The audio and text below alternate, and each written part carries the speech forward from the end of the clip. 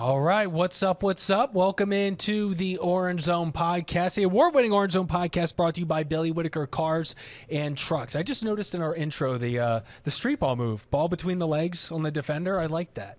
Never seen that before? No, I never really put two and two together. But it's also because you can't really see it, folks, but we have a TV out here now, which allows us to see kind of the intro coming in. So it's just the first time it stuck out to me. But anyway, a reminder, you can find every episode on Spotify, Apple Podcasts, wherever you get your podcasts. You can also find every episode on our Orange Zone YouTube page. New episodes are released every Wednesday. We also have a bunch of overtimes. We invite you to like, comment, subscribe, and also be sure to follow us on Instagram. We're on Talk. We're on the TikTok. We're everywhere. That made me sound really old. Or for me, even more Orange Zone content. And I got to ask you guys, how's morale? How we feeling? How's 2024 been for you both?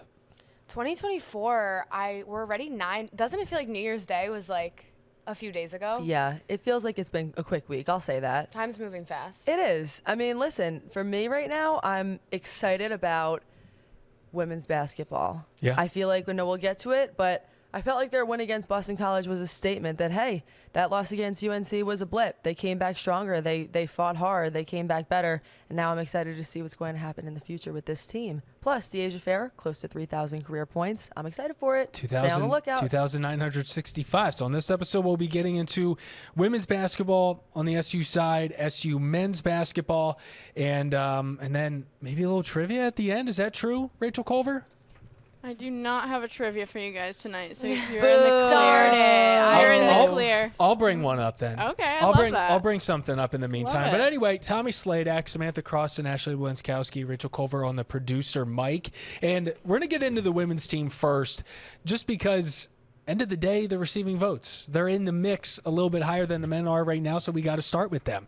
Now, this men's team did drop out of the top 25 this week, as most of us expected with the 24-point loss to UNC last week. They fell 75-51, but they took care of business against Boston College at home on Sunday. So they are receiving votes. They're still in the mix, and it just presents an opportunity for them this week to get right back in it. What have you guys made of what have you made of this team so far? They're 12-2. Yeah. They're 2-1 in ACC in the second season for Felicia Legette-Jack. And I think standards are becoming higher for fans, but have either of you taken a step back and been like, whoa? Oh, yeah. Definitely. I feel like, wow, at the things that she's been able to accomplish in just 2 years being here. Even last year when it's her first year and she makes it into the WNIT compared to where they were a year ago from that, I thought, this is amazing what she's accomplished. But I feel like no matter how this year ends, which I do believe they're going to make it into the NCAA tournament, but even if they didn't, you can feel that this team has developed since last year, that the players who were here last year are even better, and the players who weren't here are adding something really special. I know this is something we talk about a lot, but that storyline of these freshmen who are dominating and who are really helping this team out makes you really excited for the future and to see what can FLJ do and what can she develop having a player for 4 years. We haven't seen that yet, but I'm excited to see it. Yeah, I agree. It's crazy to see how far they've come in just not even 2 years, a year and change under Felicia Legette-Jack. And I think, as we've been discussing, there's a different energy around them. There's great chemistry with that team, and Felicia Legette-Jack's a great motivator. So I think, if anything, it was a really positive. I mean, that loss to UNC was a bad loss, right? 20-point loss. You don't love to see it. It's not them, especially after they just get into the national ranks. But I think, if anything, to see them bounce back like they did over Boston College is a great sign. And they're 12-2. I agree with you. I think they could be a tournament team for sure. Yeah, Alyssa Latham, Sophie Burrows, really the two big names as freshmen that have stepped up, and really just they don't play like freshmen at all. I think that's been our sentiment since we first saw them on the court, because if you were a fan unfamiliar with the offseason moves, you probably would have guessed that they were transfers, right? Just because of the style of the way they played. But I did some math with Rachel before the show started, guys, because I was really curious about where De'Asia Fair could end up, because she's 17th right now on the all-time scoring list for Division I women's basketball players with 2,965. And we did the math of there's 15 games left. Say they have 3 games in ACC. Sure. Possible. and let's go with an average of 2 games March Madness, right? This is all just a hypothetical. She's averaging a hair under 20 points a game. So you do 20 games by 20 points. That's 400. That puts her at 3,465, which would be good for second place on the all-time list. Oh, my God. Granted, Caitlin Clark's like 5th right now. So she is bound to move up and be the number 1, I think, as most people are expecting. But there's a really special player on this team right now, and I'm hoping fans are soaking it in. Imagine at the end of the year, Deasia Fair has 3,465 points. This would be Then you we'll know play what it back. we'd Flip have it. like the black and white like recorded earlier this season. Yeah. And This it's is all us just talking right now. hypotheticals. It's not accurate. No, like that. I totally agree, though. I mean, she's so special. Even on the games where they lose, even against UNC, she's scoring in double digits. She's always there. She's always fighting. She continues to shoot, and you can tell that FLJ really trusts her, even on the times or during the games where she isn't shooting well, which against UNC she didn't. FLJ still keeps her in, still lets her have the ball, still lets her take shots, still lets her learn from her mistakes, because that's how much they trust each other. And she knows that Deasia Fair is such a big part of this, whether she's playing well or not. You really need her in there. She's important. Yeah, I think something that's interesting that Felicia Leggett-Jack always points out about Deasia Fair was, and she did it at one of the post-game press conferences earlier this season, like she always points out that Deasia's 5'4". Yeah. Which is crazy. It I is mean, crazy. that is crazy to think about. And she said, she was like, show me anyone in the country better than her right now, and then show me someone in the country better than her at her size. It's crazy. Oh, yeah. I mean, the way, first of all, her handles, the way she's moving the ball around, like, she's so cool. Like, you ever seen this girl just drain a 3? And then they show the replay of her face. She's just here with it. Yeah. Certified cool. Sam and I had a conversation about this. I pulled like a still for her for one of our thumbnails a couple episodes ago, and it was just like the coolest, like most fly picture of a person you could ever see. Sam was like, I wish that's what I looked like, just like caught off guard. But also, I wish that's what I looked like after I did something awesome. Like, no big deal. Just She knows a normal day. She knows it. She owns it. She owns that court. It's awesome what she's doing. She's the type of player where you can tell that she just ran pickup growing up. Yeah. Like ran Yeah, pickup yeah. with anyone, probably people 5-6 years older than her. She has that energy of she was built from an early age not to fear anything. And at her size probably knew she needed to make up for it. And she's done that with her dribbling, her handling, shooting. It's fun. I'm so happy we get to This is cover totally her. me speculating, but you know a question I'd love to ask her? To me, she's giving the vibes like she's hooped around with some guys growing up. Like, I don't know, yeah. she's giving me for that sure. energy, you know, like that level of just being aggressive and not fearing anything. I would be interested to know that. Again, just speculation, but that's something that came to mind. I would be interested to know if Deasia Fair has any fears. Like, she seems like she really isn't scared of anything. I'd be interested to know if Deasia has any brothers. That too. Do you have any brothers, Deasia? Or fears. Or fears? What about you? Do you think Do I have brothers? Yes. Fears? Yes. do you think playing with your brothers though, do you think that like it sparked a competitive drive with you? I mean, first of all, let's be clear. I'm blowing my brothers out of the water. Yeah. No, I'm just kidding. But I mean, only one of you went Division 1. That's a ouch. fact. If No they're offense to Cole and Jake. listening, which Yeah. they're not. No, I agree though. I do think that, you know, like they grew up. One of my brothers was a wrestler. The other one played lacrosse. And I think just being around boys and just playing sports against them and whatever, it does. I think it gives you a certain level of aggressiveness, toughness, fearing less. And I'm not sure exactly why that is. But I think just being around that energy sometimes can change things. Like I felt more like, you know what, I want to step up to the challenge. Or even honestly, a couple times, this was a fear. A couple times in college, like the men's lacrosse goalie for Colgate would be like out and they need somebody to like come help them out during practice or something Oh like my that. Or like God. take some shots. Or like my coach was like, yeah, it would really help you to see some shots from the guys. I'll never forget this. We were just starting, just warming up. And some dude just rips some 80-mile-per-hour shot and it hits me right in the thigh. And I'm like, no. I want to cry right now, but I literally would rather die than cry during warm-ups. It's can't. not happening. Suck it up. Next shot. Let's go, baby. We'll That's dive more into it in amazing. lacrosse season, but I still think that there should secretly be some padding below those gray sweatpants. Oh, there is. There is. That, I wore them. that goalies Yes. find to feel like it's just sweatpants. Yet somehow it creates this force shield, I think, for leg protection, which Turns out to just not always be the case. You get rocked in there. I know.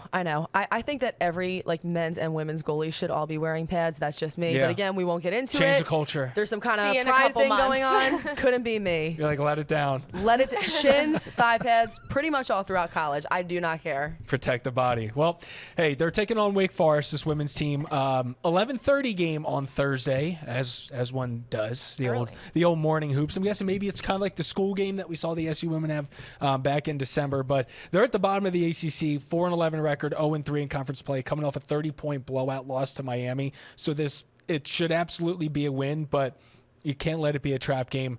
And especially when it's something like a morning game, those are the type of days where weird things happen. So team needs to be ready for it. Ultimately, last question before we move to the men. At worst, how do you think we will view this women's team in March and at best? At worst, I think it's a situation where they're like a bubble team. They just missed the tournament. Yep. It's kind of one of those so much missed potential. Deasia Fair's last season. Everybody's a little bit disappointed along those lines. At best, they make the tournament and maybe they make a run. I mean, again, it's so easy to forget that it's Felicia Leggett-Jack's second season coaching at Syracuse. I mean, obviously she had a ton of experience at Buffalo and whatnot, but it's so easy to forget that. But I think at best we see them in the tournament. At worst, this team is a better team than they were last year. Okay. At worst. Yeah. At best, I think they're in the tournament and maybe even making it to the second round. Mm-hmm. I'm not sure past that, but I see that as an absolutely viable option. And I'll tell you what made me feel that way even more and solidify that for me. This game against UNC was bad. It was really ugly. They were missing, it felt like, every single shot. UNC was having records against them. There's a little wow stat here. I remember seeing this when it was playing over the air, that Trippy Alyssa Dubby? Utsby, became the first UNC women's basketball player to record a triple-double, doing so in only 3 quarters. That's the kind of thing where I feel like that is up in the locker room somewhere. It's a remember this moment that happened. And then to go out against Boston College, which granted is a lesser opponent, but play the way that they played, it showed you a game like that against UNC was just a blip. It's not going to define them. They're going to find a way to get back on track. I believe in them. And I believe in the fact that even if they have some bad moments, which every team does, they've found a way to bounce back and rely on each other. I think this team is really special. I think they're going to make the NCAA tournament. I'm cool to say that and lock that in now. Put down my bet. There we go. Well, at worst, I look at it as from a record standpoint. I think at worst they're going to be going like 8-7, right around 500. Maybe there's just things just don't end up working out for whatever reason, and they would still finish in that case, right around 20 wins and 20-9, 20-10. They were 20-13 last year to end the season. So it's like I could see it where, again, NIT is probably the bottom shelf, which is pretty amazing. Top shelf, pretty similar. I think maybe second round March Madness, who knows, Sweet 16. But I think best case scenario in these last 15 games, they go something like 11-4. And I think that's totally possible. And that would be great for them. They've really come into their own, healthy, and just ready to make some waves. But let's go to the men's side. We ready? Ready. Well, again, this is going to be airing on Wednesday. So by the time you're watching this, they will be playing Boston College Wednesday night. Maybe you're watching on Thursday. So we're not going to go too deep into BC. We're going to go a little bit more of a broad scale on where this team stands right now. And end of the day, I had an ultimatum for them early in the season, which was get to 10 wins before the new year. And they were able to do that because what that allows now, I think, is just a more realistic outcome for them and to be in the mix, because I think the ceiling and floor that we just talked about for the women is different for the men. I think the floor is going to be missing everything. Yeah. And just, really not having a great ACC season where they end up something like a few games above 500. Ceiling is they make the tournament. They can do it. I really do think they can do it. But it's going to take some wins over big teams. That includes wins over a ranked team, Quadrant 1, which was something they just completely lacked last year. Yeah, so the women's team just beat Boston College. Now it's the men's team's turn. And I think that that's a really important game for them because of how difficult their schedule is, especially in these next few weeks. They just went to Duke. They just got blown out at Duke. You have Boston College in between here. Then you have to go to Carolina, number 7 in the country. And then after that, you have Pitt and Miami. So it's not like it gets a whole lot easier after that. So I don't know. I was talking to my dad's a longtime Syracuse basketball fan. He's seen a lot of years of this. And I was talking to him about it. And I was like, I really feel like Wednesday's game, Boston College, is as close to a must-win game as you get in early January for a team like this, because it really shows, are you going to come back after a 20-point loss to Duke? Are you going to bounce back from that? And how are you going to shape up for the rest of ACC play? That's the thing. It's a big game mentally. Yes. It's a big game for them to prove that they can do it. Because honestly, just as you know, for the fans and people who watch the team, the Duke game is a game that throws you off a little bit. It makes you wonder and think, because if they are going to pull off some of these big time wins, then they have to be able to string together a complete game. And their game against Duke was not a complete game. It was a tale of two halves, which we discussed in our Orange Zone overtime. The first chapter of this story, you have Brown and Mintz scoring 12 points each in the beginning 20 minutes. You have the score tied 3 times in the last 2 minutes. And you have a Syracuse team that's going into the locker room down by just 2 points. The second chapter, there's a lot of different things in it. But I think the most important one is this. Syracuse had 17 turnovers over the course of the game, their highest all season long. It leads the Blue Devils, owning a 26-11 advantage in points off turnovers. That was the difference in the game. And things all of a sudden got out of hand. It wasn't close anymore. The game got away from them. You could feel they were never going to get back within reach. In the big-time games, it has to be close the whole way through. And playing a cleaner game with less turnovers is an important part of that. Yeah, I said it after the Duke game. Also, you can't turn the ball over 17 times against a team like Duke. You can't really turn the ball over 17 times against any team if you want to have a win, but definitely particularly not against Duke. So yeah, I think it'll be interesting to see how they bounce back from that, and I don't know. We'll see. I think fans and I think we would have felt a lot better if that game stayed close or close-ish or within 10, 8 points. You know what I mean? I think it really left a bad taste in everyone's mouth, the 20-point loss at the end of it. But I mean, hey, what are you going to do? The past is the past. You got to move on now. Big time. I mean, the tale of two halves, nothing bigger was Duke not making a 3 in the first half and then going perfect, like 8 for 8, 9 for 9 in the second half. And that was at halftime, looking at it, seeing that they're not making their shots, in my whole mindset, I was like, this is it. Like, this is the game that they can win. That could be the difference maker come March. And a part of that is sometimes just getting a team on their bad night, but you have to take advantage of it. So for them to come out and a part of that on Syracuse, maybe for not getting out to the shooters, but they shot 75% from the field in general. It's hard to stop that, but it's also a reminder of why a team is ranked that high and what it's going to take to beat them. And a part of it is not letting them get those shots where they're shooting at such a high percentage right there. And a part of that is in-game adjustments. In a way, it felt like they were playing a little fearful, like they were waiting and being reactive and seeing what Duke was going to throw at them, when I think that they should have took charge a little bit earlier, took advantage of some of Duke's mistakes. But it's not all bad. There were some positive takeaways even from that game that stick out to me. The Orange Reserves combining for 36 points. I mean, this is a deep, deep bench. That's different than last year. That's something that's going to matter down the stretch. You also had Malik Brown, who really had a career night. He played awesome, scored a career-high 26 points, logged 7 rebounds. That's somebody who I feel excited about.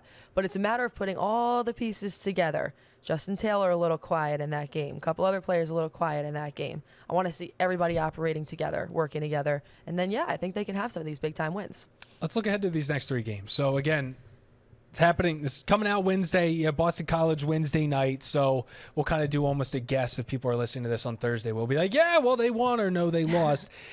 Then you have UNC, a top 10 program, followed by Pitt next week. So, they already just played Pitt. They're playing them again, but this time it's on the road in the Oakland Zoo. Ashley will be there, which will be cool. I will. Excited. Looking forward to that. So these next 3 games, let's hear a record prediction out of these next 3 in which games do they win, which games do they lose. If you want a second, I can start.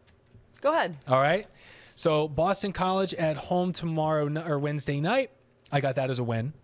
I just think that's a bounce back. I'm looking at the recipe that we saw from the SU women falling to North Carolina and then beating BC.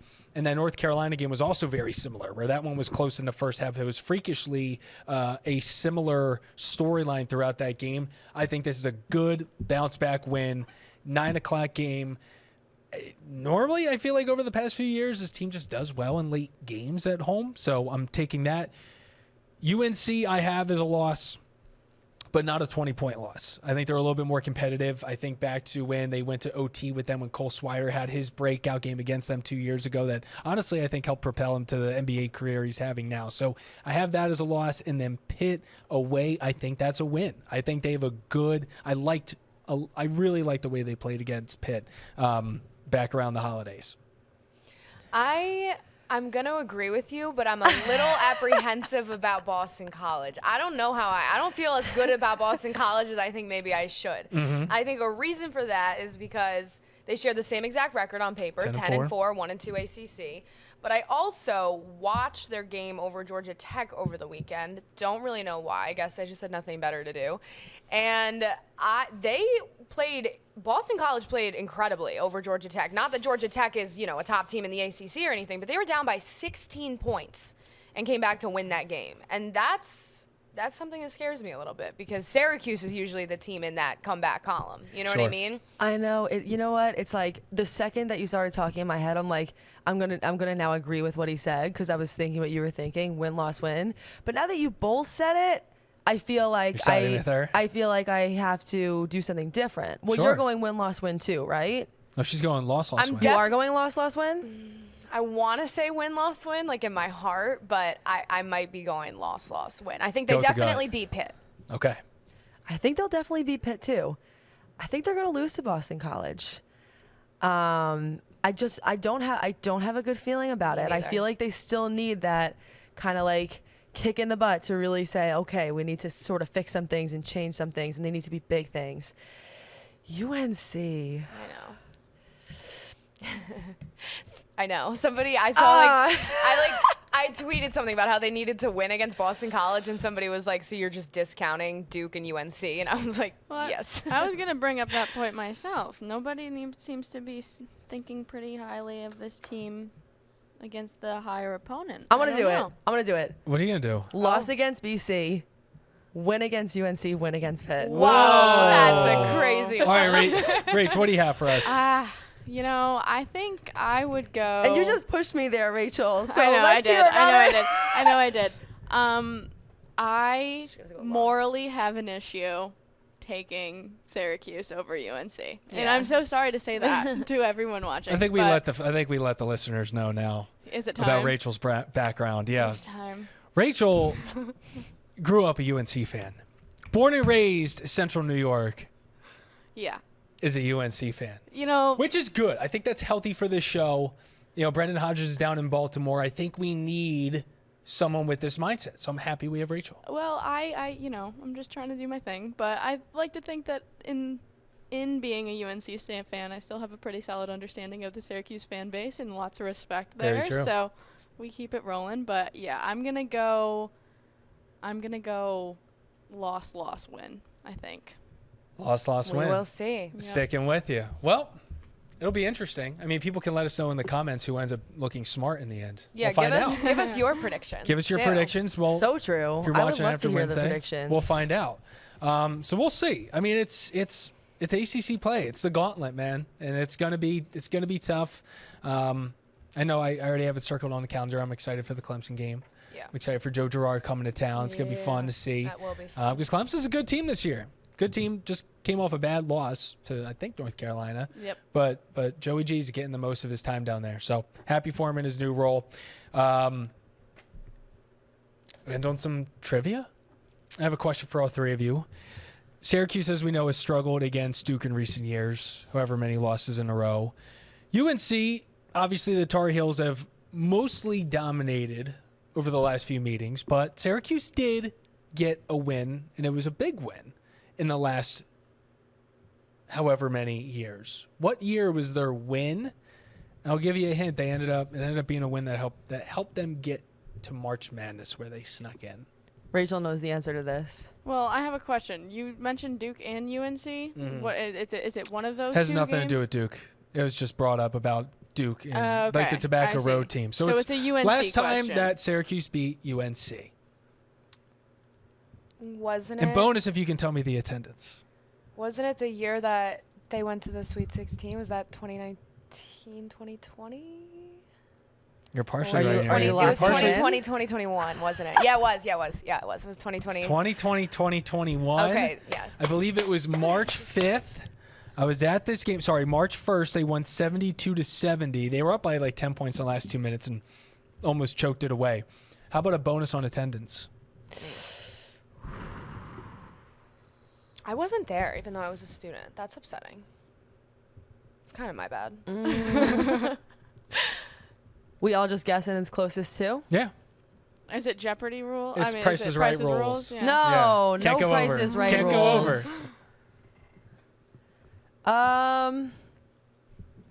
Can the hint be what is the capacity? Do you know? Like full capacity, sold out. Do you know I went down a rabbit hole with this the other day? You Not to know. go off on another tangent, but it's like Syracuse basketball. I just didn't know this. Maybe you did. Like averages is like the number 1 team in the country in like attendance every year for basketball because they the have the- dome just holds Right, so many people. right. It's not Yeah. a normal Yeah. basketball arena. I know, that's which why I has was its getting pros confused. and cons. I've been having agree. discussions with people about that, like the basketball experience in the dome versus like another school's basketball arena where you're really more on top of the court. But hey, they can pack a lot of people in there. I was Right. surprised the first time I went in there. Like I didn't understand Me neither. how that all worked, and I'm like, there's so many empty seats When you behind see it it. on TV, it does not look like No, that. it sure doesn't. No. But back to that, do you know the attendance capacity? For basketball, I think you're looking. I mean, because they put people kind of I on those know, lower I angles, know. but I'd say probably like 35,000-ish. I was going to say like 40, 45. Maybe. But it if is he said 40. 35, then I it might- means that the number of people who attended is definitely not over 35. I mean the Georgetown games, like the big time Big East Georgetown games, especially in those last few years of Syracuse being in the Big East, those would bring in like 35. Most recent record-breaking game was against Duke in 2019 with a crowd of 35,642. Yeah. So Okay. 35's like peak. Yeah. All right. All right. Against UNC, I'll just go 27. Okay. I'll go 29. I'm going to go 24. I'm going to go lower. Okay, and these are all 24, 27, 29,000. Okay, it's Rachel because 24 actually would have been closer because it was 0. Oh, the it was pandemic. The COVID. fans were not. That's not That's fair. why I I wish wasn't you got there. her eye roll. Sanders had an eye roll that just almost sent over this wall. Come back to me. I'll do it again. I mean, there was the cameramen in there. It was a time. It was a time. I That might would- even have a picture Wait, of it that on my was phone. That would Such a explain good why I trivia wasn't there as a question. student. When you guys said Hello? 27, Brendan would be 29, and so 24, proud. Brendan would I was literally like, be oh my so God, proud. they actually are going to get really close to this. I'm like, they're going to be really close to 0. Oh, you thought we meant people. Yeah, people in general. You know, we might have to cut that. That's a bad look for all of us. Yeah, it kind of is. I don't know. Especially No, 'cause, like, I think think that that if was you fine, showed that guys. to Brendan, he would shed a tear. Yeah. He's so Brendan proud would of be really Tommy. proud. Because it was He really would. twisted. It was pretty sick. Sick and It was twisted. pretty gross. Wait, so what? Well, we can cut that. Never mind. I'll ask you after. But like, what this? Like, they went to the Sweet 16 that year. They Were there no did. fans? It was a select number of fans were allowed to be in there. It Wow. was one of those weird examples, but here, I'll show you guys and then What a try to show weird it time. on the camera. That was a So weird that was time just, to be alive. Wait, It that's was- unreal. It was super strange. Here, pull me up, Okay. Rach. Let's see if we can make this happen for people. You can sort of see it. Yeah, zoom in and go up to the seat. Yeah, just there's like so there's nobody weird. there. it was so bizarre. I mean, because you heard Yeah. everything on the court. Every sneaker dribble. squeak. So Squeak. odd. Swish. They couldn't get really away with trash talking too much because the refs heard everything. Interesting time, though. But Orange Zone Podcast, presented by Billy Whitaker Cars and Trucks. Thanks for listening. Thanks for watching. We'll be back next week. We'll also have some overtime coming this week on yet another Syracuse recruit committing, Marcellus Barnes Jr. So we'll have a breakdown of him coming up. And thanks for listening. Thanks for watching. We're out of here. Peace. See ya. Bye.